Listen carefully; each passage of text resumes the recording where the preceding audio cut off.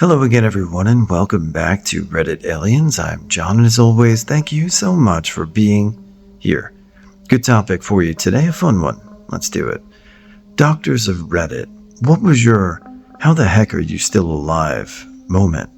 Please remember to like, share, hype, listen, and ask for shoutouts, and subscribe. ER Doc here. Lots of crazy cases. I had a patient who had an industrial spike aerator that he was pulling behind a tractor. He put the tractor in neutral to clear some brush, and it slipped into first. When EMS arrived, the tractor had stalled and he had 4 to 5 inch puncture wounds up his leg and abdomen. It stalled just before hitting his chest. He lived long enough to make it into the helicopter to transport on a vent. As far as I know, he survived, but I'm sure he lost a leg and some organs. Absolutely crazy, seeing them wheeling him in like a pincushion. Not a doctor, but a friend of mine was hit by an Escalade while riding her scooter to her pet sitting job years ago. The police unfortunately thought she was unconscious, and her injuries were so bad, he told the trauma team to let him know when she passed for his report. She remembered that he said that, and told him later, LOL, he was the one that drove her home from the hospital afterwards. He felt so bad about saying that. Truly though, with nothing to really protect her, she was seriously injured. Massive head trauma, her motorcycle helmet broke in half, broken bones, separated shoulder. The doctors thought she wouldn't make it either, but she's back to working, though she doesn't use a scooter anymore. For sure. Little kid tried to take a drink from the pressure washer, shot a giant hole in the back of his mouth exactly midline. If he had gone a little to the right or left, would have hit his internal carotid from inside and bled out massively, given the size of the hole I could see. Back in the early 2000s, I went to a friend's house for a meal, and the barbecued chicken was incredibly dry. It got lodged in my throat and restricted my airflow. The 3 adults in my presence were no help. I managed to somehow cough it out and had a sore throat and a raspy voice for a week. I definitely thought I might die. That was the day I learned the Heimlich maneuver would only be effective if the people around you know how to do it and spring into action at the right moment. My mom nicked an artery when her uterus ruptured and somehow it didn't bleed. The doctors had to do an emergency C-section and hysterectomy. They found the blood vessels spasming with no blood coming out. They noted not nearly as much blood as you'd expect for a uterine rupture. They didn't even need any blood bags. I might need to ask the medical side of Reddit for more info, but I'm pretty sure that's not normal. Patient, not the doctor. About 18 months ago, was in a bike crash. Shoulder of the road gave way and I went into a gravel, concrete, and brush-lined ditch about 4 feet deep at a speed of 24 miles per hour, according to my cycling app, and was motionless for around 12 minutes. I woke up in the ditch having zero memory of anything but bleeding and in pain. Major road rash across my entire right shoulder blade and rib cage. My left lower palm was ripped open to near bone. My water bottle was flung about 50 yards down the road. I got back on the bike and rode 3.5 miles home. Realized my shirt was ripped open and covered in blood. Head gashed open from where the front of my helmet broke on initial impact. Side was dented and back of the helmet broken in 2 places. Changes and drove myself to the ER. Explained my injuries at the desk and was in a bed with the trauma team at my side in like 3 minutes. Full body CT scan later, I had broken 3 the upper ribs on the right and first upper rib on the left. Grade 3 separated shoulder, broken forearm and elbow, and of course a fairly major concussion. Doctor said upper rib fracture is associated with fatal head and neck injuries about 75% of the time, breaking both upper ribs on each side While not as high a fatal injury, is almost always associated with severe head and neck injuries, using paralysis. I luckily had no neck or head injury other than concussion. It's likely the 8-inch titanium plate holding my clavicle together from a previous injury, along with the helmet, saved my life. I'll never forget the look on the trauma doc's face when he said, "I don't believe I've ever seen someone walk into my ER with these injuries. They usually arrive by ambulance or helicopter." He was amazed I rode my bike and drove myself in despite what had to be enormous pain. I said, "Well, adrenaline and a concussion numbed the pain until I lay down on the bed. Then I couldn't move. I tried to get me to stay the night, but I wanted to go home. I'm a nurse, not a doctor, but I have seen some patients come in with labs when I'm amazed that they are still alive based on the numbers in their chart. And we have one patient who coded probably a dozen times. Each time I was so surprised they came back." My mom is a cardiologist. She showed me a case photo of a colleague who removed a blood clot from someone's lung. It was an entire intact spider web where you could see all the tiny branches like roots on this surgical tray, where the clot had filled all the blood vessels. It was probably 10 inches long and spread out about the size of your opened spread hand. I'm an FFPM. The only thing I can say for certain is that humans are the most indestructible and fragile beings all at the same time. The amount of wrecks I have pulled up to, where we all say to each other, "This is a body recovery, not a rescue," and then out of a pile of mangled metal that used to be a car, you hear a voice say, "I'm fine, I'm just stuck." Had a guy once standing in a field that he had crashed his car in, and by crashing I mean he rolled it several times while he was unrestrained, not a scratch.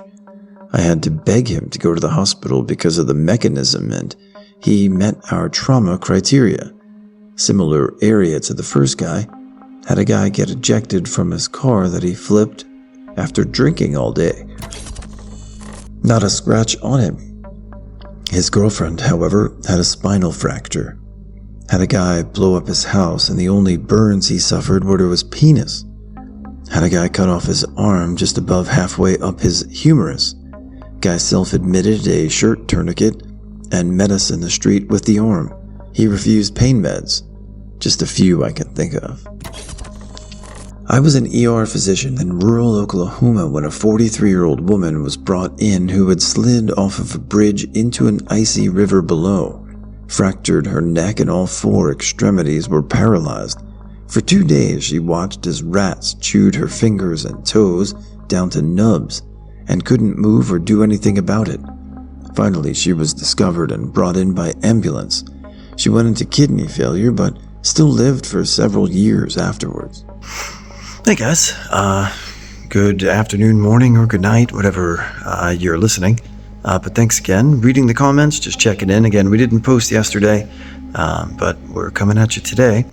So just wanted to say thanks for all the love from many of our Australian listeners. It's really far away, but it's cool to hear. I was in Perth in 1998, so a million years ago. Only time I've been there, but great people, great country.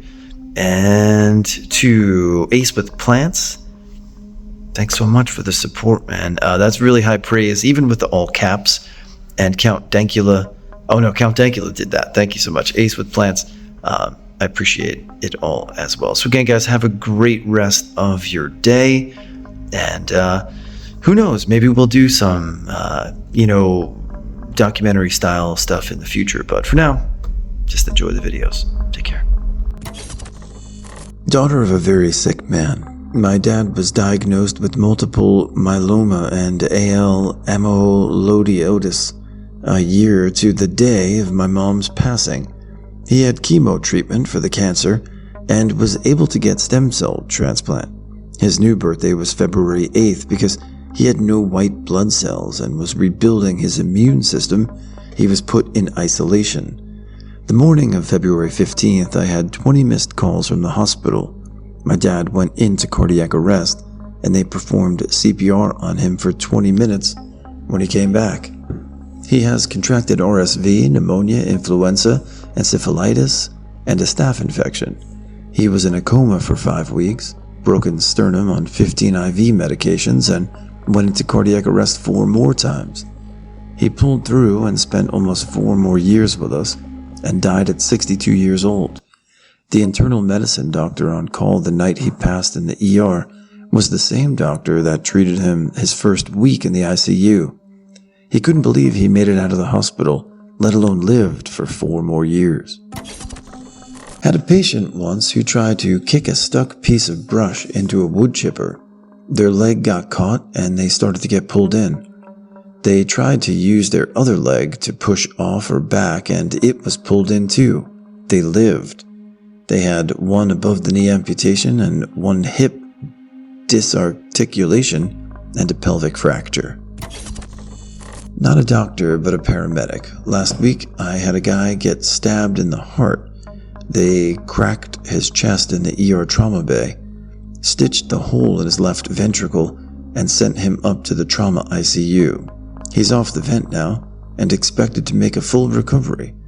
I've never had someone survive getting their chest cracked. A friend who used to work in the OR told me he would be amazed at the amount of people who climbed ladders or onto windowsills half naked or naked and slipped and landed on items that went up their butt, including a frozen fish.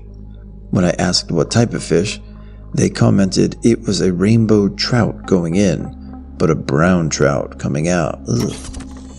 Work on a small-scale dairy, and a retired gentleman in his 70s occasionally helps the farm bale hay. Drives it today despite being partially blind. If he looks directly at you, he can't see you. Anyway, he casually mentioned running himself over with a tractor, slowly, breaking 16 bones and having to lay under it for a while waiting for help. In his retelling, noted telling the rescuers on the phone, "Don't worry, I'm not going anywhere." To note, the herdsman is 69 and said how he almost ran himself over too with the slow creep of a tractor tire. My father-in-law fell from a grain bin, shattering a leg, and had to crawl down the driveway until luckily his wife found him. A friend and another retired gentleman I met out west at a native plant nursery had a vehicle roll over his shoulder while under it and got to do some crawling too. These tough MFers, but heavy equipment always wins. The other day, even a new farmhand shared how a 60-foot barn collapsed on top of him from snow load, even though it had fallen twice before and was put back up in the same shitty manner. Farm shenanigans. Veterinary doctor. One of my colleagues had a cat rushed in by its owner. Owner said, "I let her in from outside. She walked over to her food bowl and started eating, then I noticed her leg was gone. Sure enough, the cat's front leg was completely gone. It had evidently been yanked off with force, which attenuated the blood vessels. The fur had fallen back over the hole, so it wasn't immediately obvious. We speculated the cat had put its leg through a fence with a large dog on the other side, then casually walked home for lunch." Veterinarian who previously posted an animal story. My favorite human story happened locally. The driver of an 18-wheeler had his pregnant wife riding along. She was asleep on the cot behind him. The truck slid on ice, jackknifing, then hitting a pylon. He was belted in. His wife was ejected through the windshield and cut in half. Paramedics on the scene were attending to the driver when they heard an infant crying. The baby had been flung from his mother's torn uterus into a snowbank and was very much alive, buried in snow. Quite a miracle in the middle of a tragedy. Whoa. I was such a case when I was 14. I was hit by a car at 60 km per hour. Apparently, I flew like a rag doll about 20 meters and hit the road. The car was a write-off. I stood up and wanted to walk away, The only thing I remember is that I briefly didn't remember who I was, and I was worried about destroying my new coat as I had a cut on my hand. I also remember that the doctors didn't believe that I survived it and did every possible scan they could at the time. I only have a weird hematoma on my leg since, blood vessels that didn't fully recover, and a little bit of that is a bit numb. I was released from the hospital the same day. No broken bones, just a bit of concussion. This is a long time ago, so they didn't do MRIs. It wasn't available there. Somewhere between 2001 and 2004, we had a patient who had a chronic PSVT, fast heart rhythm, who would eventually go into VT, fast irregular unstable heart rhythm that will kill you, and need shocked to get back to a functional rhythm. He was basically coding while awake and needed defibrillated or he would die within a minute or two. Chemical conversion, IV heart-stopping restarting medication didn't work on him for some reason. He required defibrillation. VT is an ineffectual heart rhythm. It is not conducive to life. PSVT and SVT are like their precursors or predictors, so to speak. Your heart can only do PSVT or SVT for so long till it's like SpongeBob and says, "Alright, I'm out," with the last little run of VT, then you're dead. Edited to say death would be from cardiac arrest, not a heart attack technically, but case of function equals arrest. Trying to keep this in layman's terms, but not saying cardiac arrest unintentionally makes the cause of death unclear. Defibrillators hurt. If you're conscious, it is not a good time. We sedate you with benzos like Versed before we shock you because of this. This guy was also a drug abuser. He would stop taking the meds that kept his heart rhythm regulated, different than chemical conversion, more like chemical maintenance or prevention, from going into the fast rhythm, just so he could come into the ER where we didn't have time to debate whether we should give him benzos or not. We had to defibrillate him, and soon, or he'd go into VT and be dead. I think the first 3 or 4 times he got Versed. After that, the doctors figured out his game and shocked him without it. He played around with his own heart just to get a buzz, and he did it so many times he really should have been dead. I don't know how exactly he was timing it to be in the ER when he needed to be, or maybe he was just walking around in PSVT all the time without actually going into VT. But it just seemed like he should have been dead so many times. He did it so much in like the span of a couple of months they ended up putting a pacemaker in him. The oral medications he took slowed his heart rate down effectively or maintained a regular effective heart rate beat once he was defibrillated. A pacemaker wouldn't have been required if he would have just continued taking the medications, but they put a pacemaker in him so that he couldn't manipulate his heart rhythm in an effort to get IV drugs anymore. Add to that the fact that anytime we defibrillate, there's a small chance your heart won't start back up. Defibrillation isn't like a jump start. It's like getting hit by lightning. We really are interrupting the electrical conduction in your heart so that it resets itself. Dude was playing Russian roulette with his life, and any of those times it could have killed him just for a single dose of IV Versed. I have a few that stick out in my mind aside from the hospice patients who have hung on for a surprisingly long amount of time. First was a patient in 3rd-degree heart block with a pulse of 30 at best, sitting up and talking like nothing was wrong.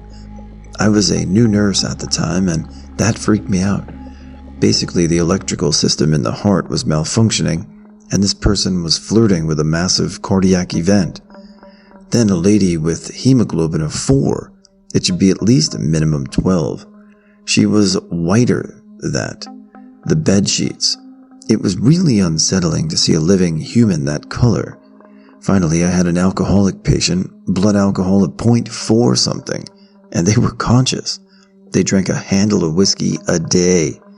I was concerned, impressed, and surprised at the same time. Ooh, I have one. I'm not a doctor or an RN, but I work in healthcare. I take ultrasound pictures of people's hearts. I put my probe down on a middle-aged lady in the ER. I thought my machine was on frozen and went to unfreeze the picture. Turns out her heart was barely beating, and it looked like it wasn't moving. She had walked off the street and felt out of breath. A normal heart ejection fraction, how well it's squeezing, is 55% and up. Hers was about 2%, if that, because it was barely beating and blood wasn't moving around. The blood started to clot together. It made a huge clot. It was an easy 6 by 5 centimeters. For reference, a female heart is considered to be dilated at 5.3 centimeters. So the clot inside the heart was bigger than a dilated heart. It was bad. I honestly have no idea how she was able to walk around at that point. Cardiovascular tech here. I was doubling as a special procedures tech in radiology when a healthy young man, 20s, who was visiting a friend, collapsed in our CCU. He had lost femoral pulse and overall was suddenly very critically ill. We were asked to do an aortic angiogram to define his anatomy, and all arterial access was occluded. We finally got a catheter in his left axillary artery and managed to get a picture of his total aortic dissection that began at his aortic valve, spiraled down and occluded his right renal and most of his iliac arteries to the femorals. We did what we could to stabilize him and sent him to Houston, where he was grafted and he lived. I saw him maybe 2 years later when he was back at our shop for a checkup. He was scanned from the neck to his knees, a lot of plastic in there. You guessed it. He had an unsuspected Marfan syndrome, and it damn near killed him. I never saw anything else close to that much vascular trauma that survived. I wasn't all that aware of Marfan syndrome back then, and now every time I see long, skinny digits, I remember that guy.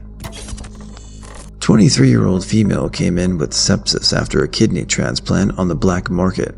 She had been on the transplant list but had not yet received a match, so I guess her parents decided to take her fate into their own hands out of desperation. Parents wouldn't tell us where they had been to acquire it, but the patient was septic with a strain of bacteria called New Delhi Metallobeta lactamase, NDM, which, as you can probably guess from the name, was first identified in the Indian subcontinent.